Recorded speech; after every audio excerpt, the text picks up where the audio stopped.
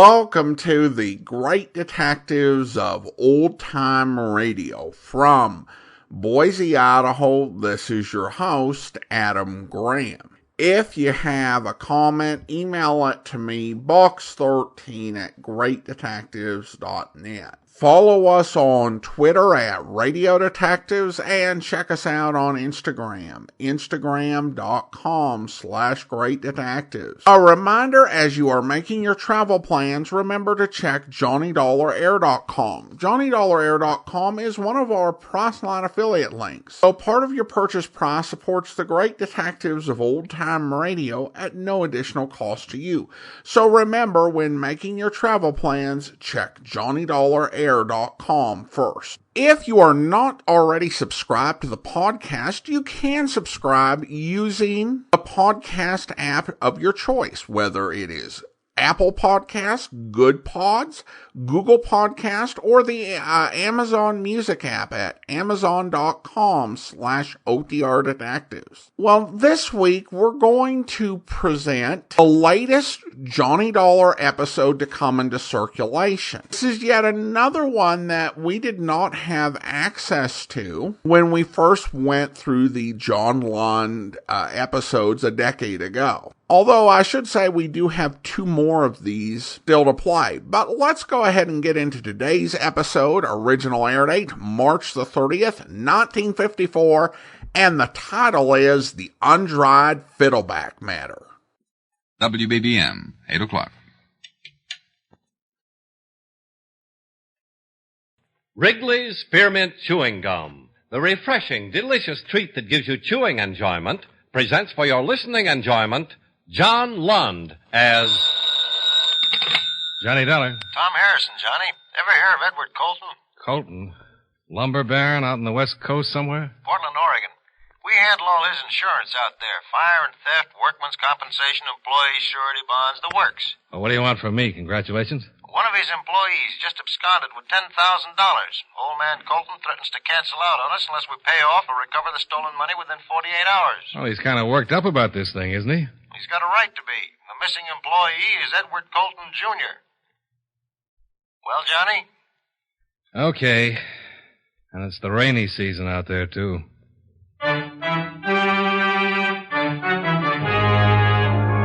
the makers of Wrigley's Spearmint Chewing Gum bring you John Lund in another adventure of the man with the action-packed expense account, America's fabulous freelance insurance investigator. Yours truly, Johnny Dollar.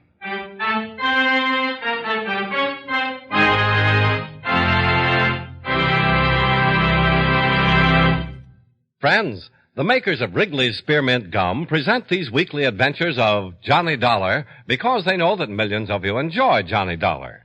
That's true of Wrigley's Spearmint Chewing Gum, too. It's enjoyed by millions, day in and day out.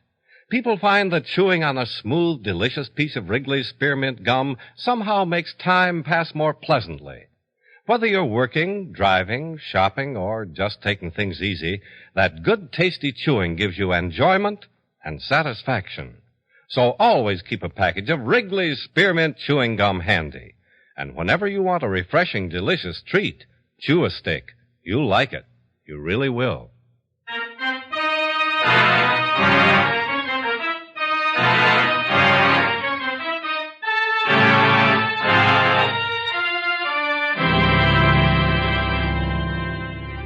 Expense account submitted by Special Investigator Johnny Dollar to Home Office, Eastern Indemnity and Insurance Company, Hartford, Connecticut.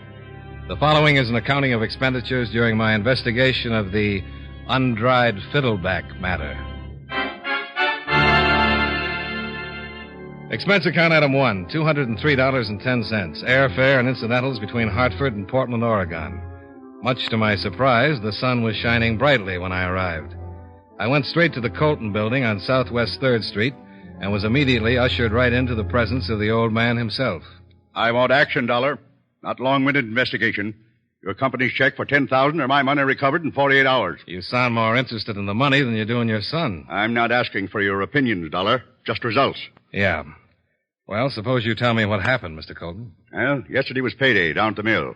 My son went to the bank, picked up the $10,000 in cash for the payroll, and took off with it. As simple as that. Mm-hmm. You always meet your payroll with cash? Any lumberman worthy of his hire gets paid in cash. That's the way they want it, and that's the way they get it. Which should be pretty common knowledge around here. What's that got to do with it? Well, I was just wondering why you jumped to the conclusion that your son absconded with the money. I never jump to conclusions. What about the possibility that he was waylaid and robbed? Not a chance. What makes you so sure? You're the investigator. Find out. Okay, Mr. Colton. And just get this straight, Mr. Dollar. I want that money. I don't care what you have to do to get it or what happens to that boy. You understand me? No. I can't say that I do.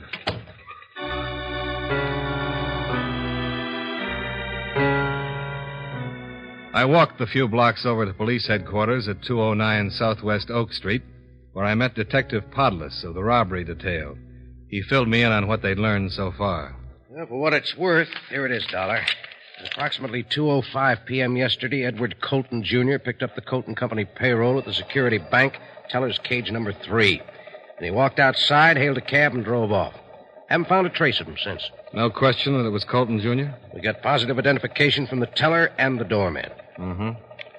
Well, a payroll that size must have been pretty bulky to handle. All 20s, 10s, and 5s. Old man Colton wanted it that way. He was quite a guy, the old man. Yeah. How'd his son carry the money? Had a black satchel chained to his wrist. No record of the serial numbers. Money was taken out of the general teller's stack. Bills that small would be pretty tough to catch anyway. What about the cab? Nothing so far, but some of the drivers don't turn in their trip records for 24 to 48 hours. Cab company will notify us when it shows up, though. Have you come across anything to back up the old man's theory that his son skipped off with the money? No, not so far. Boy's got a little money in the bank, good reputation. Seems happily married with a young kid. Where's the motive? Excuse me. Yeah, sure. Hey, Detective Podless. Uh-huh. Sure, where? Okay, be right there. Yeah, looks like we might get some answers out at the Colton Mill, Dollar. How's that? They just found young Colton's body.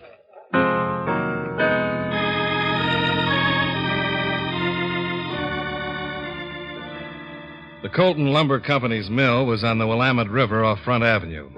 Cam Rogers, the mill superintendent, led us toward some large drying kilns over to one side of the area. It was just by accident that I happened to find him. I'd have been in there another 48 hours if I hadn't had a hunch to check on the crossfire and fiddleback. What's that again, Rogers? Crossfire and fiddleback, a very rare grain pattern in certain woods. Old-time fiddle makers were nuts for it. What's that got to do with young Colton? Oh, we got some drying in our special veneer kiln. Came from 3 mahogany logs, the only 3 out of a whole shipment of them that had the exact perfect pattern that the old man wanted. Now, this is a kiln here. You know, it's priceless stuff, that wood. The old man is going to use it to make a desk for young Eddie when he turned the business over to him. Yeah, right in here. How did you happen to come in here, Mr. Rogers? Well, drying out wood like that's a pretty ticklish business. The humidity and temperature got to be under exact control or you ruin the whole lot. I came back here to check and, well, that's what I found. Yeah. Nothing been touched in here? Oh, not a thing. The minute I saw him, I went out, padlocked the door, and put in a call to you and to the old man. Uh-huh. That veneer he's lying on, is that the undried fiddleback? Yeah. The money bag's still on his wrist. Empty. Yeah. The killer could have wrapped the money in some burlap over there. We get the crime lab to check for prints. So, this is where you found him, Rogers. Yes, sir. Too bad. All those bloodstains on the veneer, worthless now. I hadn't realized it was the wood we were interested in. You should have. The tree's got to have character to come up with a grain like that. Takes years of fighting tropical storms, drought, and disease, battling its way up against the odds, holding its head high and proud when it wins through to full growth. Character. Same kind a man has to have if he grows up to be a man. Well, that undried fiddleback's no good to me now, Rogers. Spoiled rotten like he was. Pull it out and burn it. Yes, sir.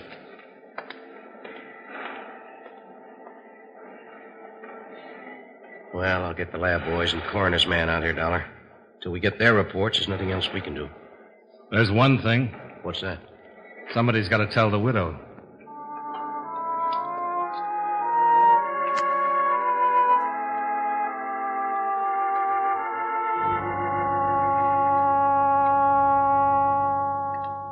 down, Mr. Dollar. I'll clean up these blocks and things while we talk. It won't take me but a minute. I think we'd better talk first, Mrs. Colton. No, I'd rather keep busy if you don't mind. You see, I already know what you're here to tell me. My father-in-law phoned me. Oh. I'm sorry, Mrs. Colton. No need to be. These things happen. A person can get killed walking down the sidewalk, be struck down overnight by some fatal disease. No accounting for fate, I guess. There. Looks a little better now. How much did your father-in-law tell you? I know that Eddie has probably been murdered, if that's what you mean. Anything else? You mean about the money? No. I don't know anything about it, except one thing. And what's that? Eddie never stole that money. He couldn't have. Oh, Eddie had his faults. We all do. He wasn't the strongest character in the world. Then how could he be after a lifetime of domination by his father? But a mean, petty thief? No, not Eddie. Well, I'm sure you have every reason to believe that. I have the best reason, Mr. Dollar. I was his wife. Is there anything else you can tell me? Anything at all that can help to clear this up? Only what I've already told the police. Eddie left here yesterday morning at 8 o'clock. We expected him home at 5:30. We were sort of going to celebrate our daughter's birthday by having dinner out in a little neighborhood restaurant and going to a movie. You didn't see him or hear from him after he left? No, nothing. That's Meredith. Strange that she should wake up now crying like that. It's almost as though she knows that she's never going to see her father again.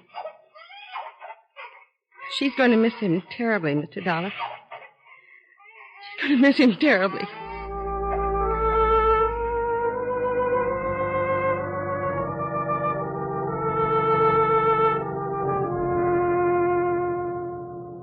After leaving Mrs. Colton, I went to a nearby drugstore and put in a call to Detective Podless.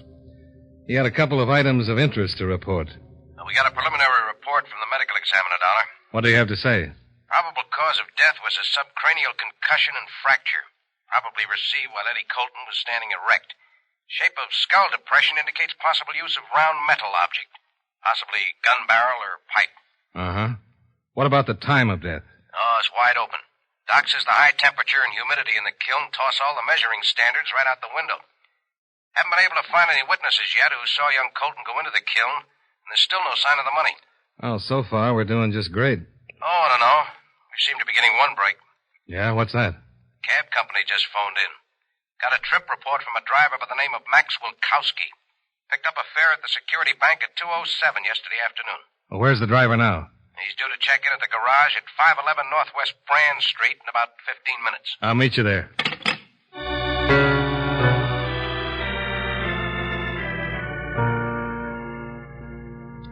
Expense account items 2 and 3.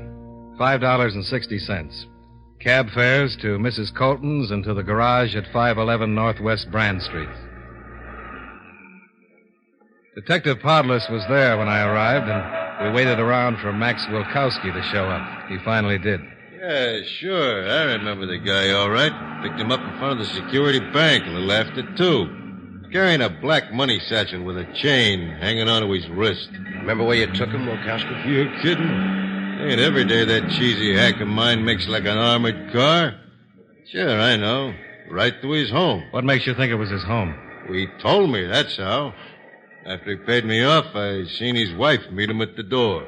What's the address, remember? It's down on my trip report, ain't it? I suppose you tell us. Well, I don't remember exactly the number. Something on Northeast Chestnut. Yeah, 900 block Northeast Chestnut. And his wife met him at the door? Brother, I'll say she did. Really smooched him up plenty. What a baby doll blonde she is. Blonde, huh? Yeah. Well, thanks, Wilkowski. We might want to check with you again. Sure, anytime. Glad to help.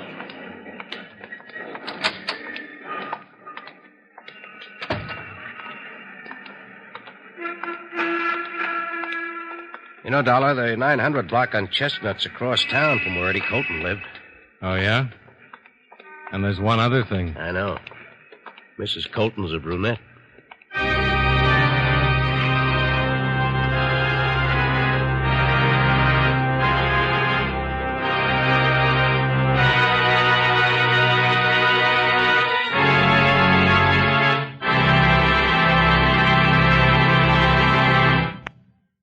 Friends, here's a suggestion that'll help you go through a busy day feeling more relaxed and satisfied.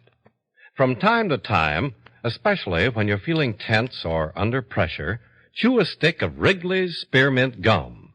You see, chewing is a natural way to get rid of some of that pent-up tension. Chewing on a good, smooth piece of Wrigley's Spearmint Gum not only helps you feel relaxed, but also gives you taste enjoyment. There's lots of refreshing, delicious flavor in Wrigley's Spearmint Chewing Gum. You'll really enjoy it. So do what millions do. Always keep Wrigley's Spearmint Chewing Gum handy and chew some every day. You'll feel more relaxed and you'll get more enjoyment out of the things you do. Next time you're at the store, get a few packages of Wrigley's Spearmint Chewing Gum.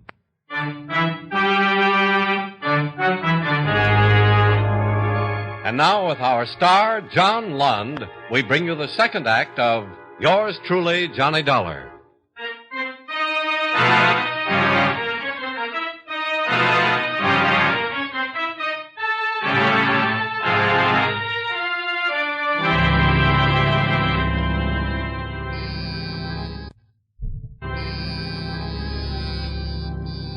.912 Northeast Chestnut was a swank, ultra-modern duplex. One of the apartments was empty. The other had the name Francine Martin engraved on a plain white card over the mailbox. Well, whoever Francine Martin is, she's not home. Might be interesting to learn just where she is, huh? Yeah, that's what I was thinking. I better get some men out here to cover the neighborhood. They should turn up something. Yeah, maybe. You don't think so? I was thinking she might have $10,000 in cash. And if she has? Portland could have been too confining for her.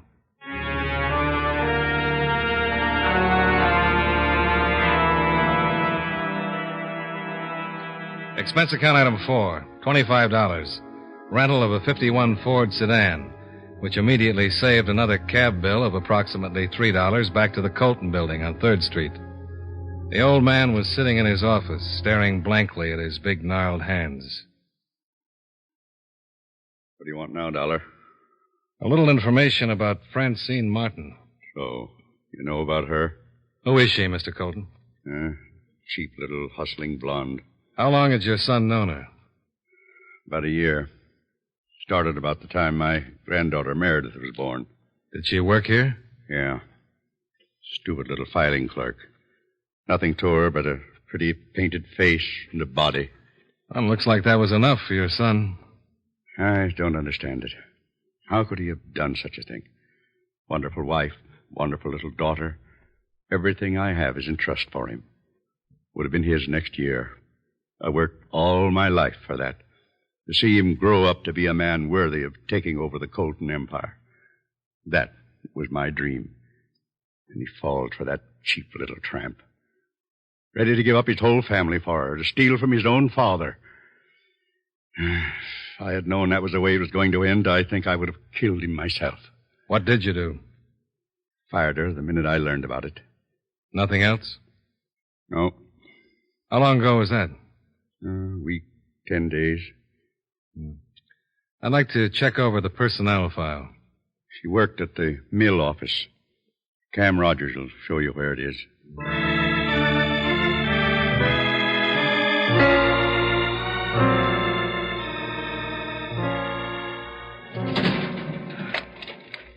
So Francine Martin's mixed up in this business, Mr. Dollar. Well, I can't say I'm surprised. What do you mean, Mr. Rogers? You know something about her and young Colton? No, didn't even have an idea they knew each other, not until the old man called personally to have her fired. But I'm not surprised the girl's in trouble. Yeah, here's her personnel card. Thanks. A man-crazy little thing. She made a play for everything in pants that came within 50 feet of her. Mm-hmm. Anyone in particular outside of young Colton that she made a play for? No, not that I know of. Like I said, she played the field. It must have been somebody at the mill, though. What makes you think so? Young Colton was a pretty big man. No girl could have dragged him into the drying kiln and stacked him up there on top of that veneer. Yeah, that makes sense. Yeah, but The trouble is, we got over 250 men working out here. How you going to tell which one? That's a good question, Rogers. I wish I could answer it.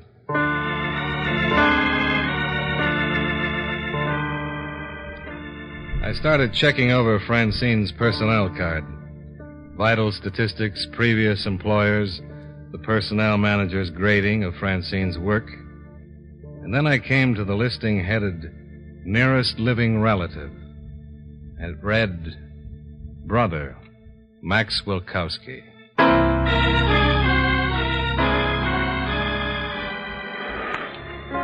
Oh, hi, Mac. How come you're back? Something new turn up on that Colton guy? You might call it that, Wilkowski. Yeah? What is it? It wouldn't be a reward or something for what I told you about him, would there? No, but the state of Oregon might come up with one for what you didn't tell about Francine Martin. Let's talk in here where it's private, huh? Yeah, sure.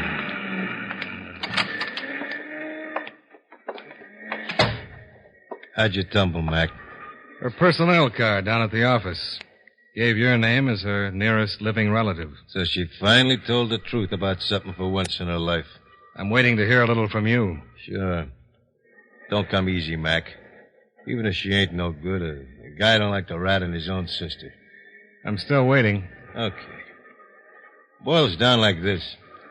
Ever since she was a kid, nothing was good enough for her. Not our name, the neighborhood we lived in, having a hacky for a brother. Nothing. Uh-huh. But she always had it figured someday she'd sink her hooks into a guy with dough. And Eddie Colton Jr. turned out to be the guy. Yeah. Did she ever come around to throw it in my push? To show me how smart she was? Only time she ever came to see me was to brag about something. When she was in trouble. Always comes running to me when she's in trouble. Yeah? Well, what did she tell you? That she was going to Mexico with him and have herself a pot full of furs and diamonds. Only it didn't make sense to me. His old man had all the dough, not him. Then she tells me they're leaving for Mexico yesterday.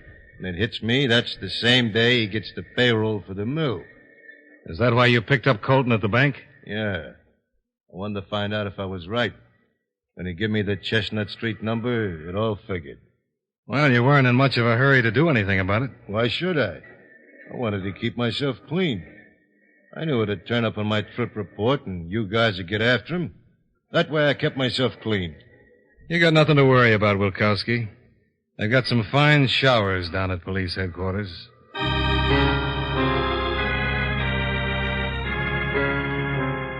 At headquarters, Detective Podless and I went round and round with him some more and came up with the same answers.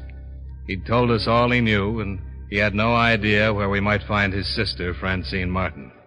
Well, what do you think, Dollar? Well, he could be telling the truth. It ties in with what we know, all right. Which isn't much. Anything on the girl? No, we've drawn a blank so far.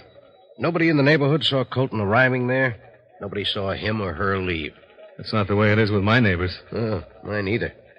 You know, there's one gossipy old cat lives across the street from my house. I'll swear she trains a 20-inch telescope in our living room window every night. Mm-hmm. Your men finished checking Wilkowski's apartment? Yeah, nothing. Yeah. Oh, it's getting late. It's time for me to go off duty. Why don't you knock off and relax for a while? I'll get in touch if anything breaks. That sounds like a pretty good idea. I was sure of it 2.5 hours later when the Oregon skies opened up. Well, that put the cap on the climax for me after the long, cold wait I'd had in my car outside Max Wilkowski's apartment. And I was about to call it quits. Then a car pulled up in front of the entrance. I caught up with the driver just before she reached the door. Well, I was wondering when you were going to get here. What? Who are you? My name's Dollar. I'm an insurance investigator, and let's get in out of the rain before we get drowned out here. What are you talking about? Let's not argue, Francine. It's here or police headquarters, but make up your mind fast. We'll go in.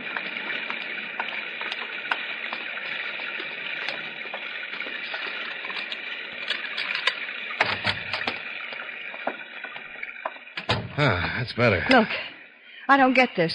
What's an insurance investigator want with me at this hour? Some information about a $10,000 payroll and Eddie Colton. How'd you know I was coming here? Your brother said you always came running to him when you were in trouble. Yeah, that's right. I guess it was a mistake this time, though. He'll never be able to help me out of this one. Where you been hiding? Some all-night movies, a couple of small neighborhood bars. Well, how about telling me about it? What's there to tell? How do you talk about a dream that blows up in your face? I had it all figured out, too. We'd go to Mexico, he'd get a divorce there, we'd get married, and I'd be Mrs. Eddie Colton, Jr. Everything I'd always wanted, the world at my feet. At today's prices, how much of the world can you buy with $10,000? What kind of a dope do you think I am? That kind of dough I could get from half a dozen guys. The Colton money I was after was coming to Eddie next year. Not that payroll money. He had it with him when your brother drove him out to your place. Sure. And he had it with him when I drove him down to the mill. He only stopped by to talk over our plans for leaving that night. What happened at the mill? Nothing. I dropped him off, went back home, packed, waited for him to pick me up. Only when I heard the 6 o'clock news broadcast, I knew he wasn't going to. Well, for a girl who's as innocent as all that, you've done an awful lot of running. What do you want me to do, stand still and let the guy who killed Eddie kill me, too? What makes you think he'd do that? He told me so. Then you know who it is. Sure, I know. It's the guy I threw over when I started with Eddie.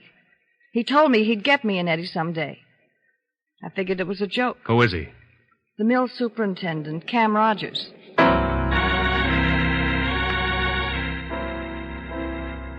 Podless was pretty sleepy when my call dragged him out of bed, but he woke up fast enough. He said he'd order an immediate pickup on Cam Rogers and send a squad car out to take Francine in. I told him not to bother. I'd bring her in myself. That was a mistake. I found that out as we started to pull away from the curb. I should have checked the back seat. Turn to the right at the next corner. Cam! Where are we going, Rogers? To the mill. What are you going to do? Turn right, I said. Sure. I'm not arguing. Oh, Cam, you're crazy. You can't explain away 2 more bodies. The Willamette River will take care of that for me. Oh, no. Why didn't you think of that for Eddie Colton, too? I didn't have time. I had to put him someplace until the mill closed down. Then we got a rush job and worked around the clock. Then it was too late. Turn left here. Okay. Too bad it had to turn out that way. Think you might have got away with it if the mill hadn't been working? I'm getting away with it anyway. You know, it's that beautiful piece of wood I'm thinking of. Too bad I had to spoil it that way. Uh-huh. Which way do we turn when we come to Front Avenue? Do I go to the left or to...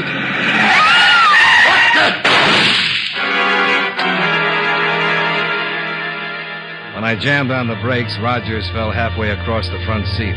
His shot went wild, and the edge of my hand across the back of his neck calmed him down. He slept like a baby.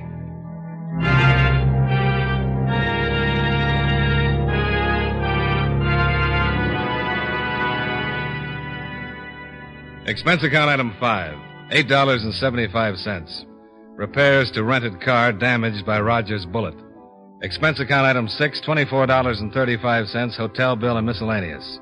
Expense account item 7, $213.50, airfare and incidentals back to Hartford. Expense account total, $480.30. Remarks. The missing money, still wrapped in burlap, was found in the luggage compartment of Cam Rogers' car and returned to Old Man Colton. To no one's particular surprise, he wasn't the least bit interested in the money. Francine Martin's dream of the future wasn't the only one that came to an end on that piece of undried fiddleback. Yours truly, Johnny Dollar.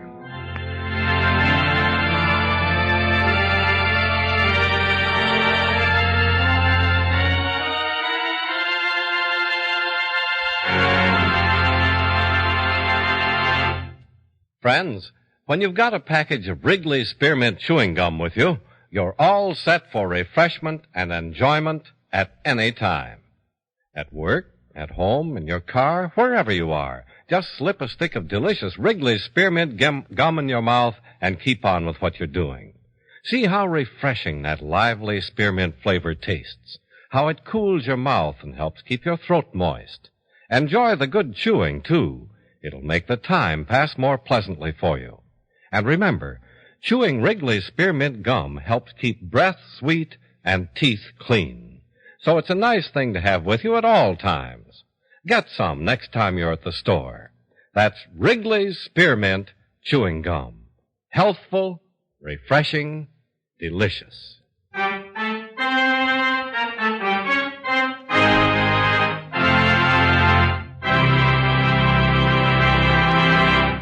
Yours truly, Johnny Dollar, brought to you by Wrigley's Spearmint Chewing Gum, stars John Lund in the title role and was written by Sidney Marshall with music by Eddie Dunstetter. Featured in tonight's cast were Clayton Post, Ralph Moody, Jack Moyles, Bill Conrad, Virginia Gregg, Mary Jane Croft, and Bill James. Yours truly, Johnny Dollar, is produced and directed by Jaime Del Valle.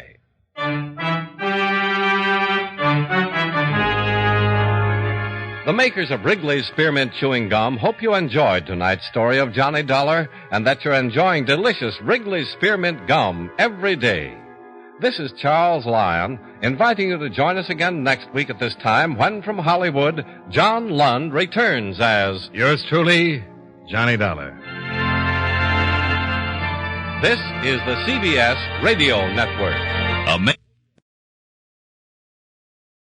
Welcome back. Well, a fine addition to the circulating Johnny Dollar episodes. As a lifetime Northwest United States guy, I appreciate getting some old-time radio set in that region of the country. Portland is one of the closer large cities to Boise. Closest, of course, is Salt Lake City, and then Spokane, Portland, and Reno are a similar distance away. There were a lot of nice touches in here in terms of accuracy.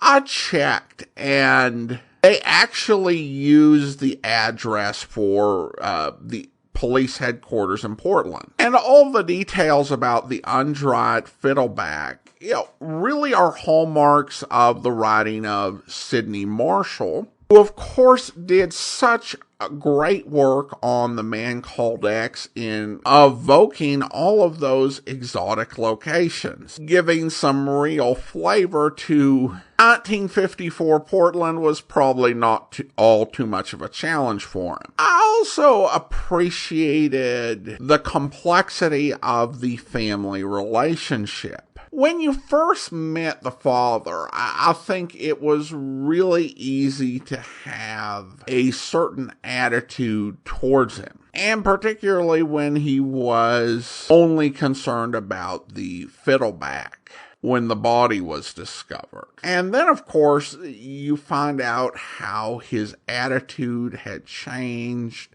as a result of his son's affair and his willingness to go after this sort of very loose woman.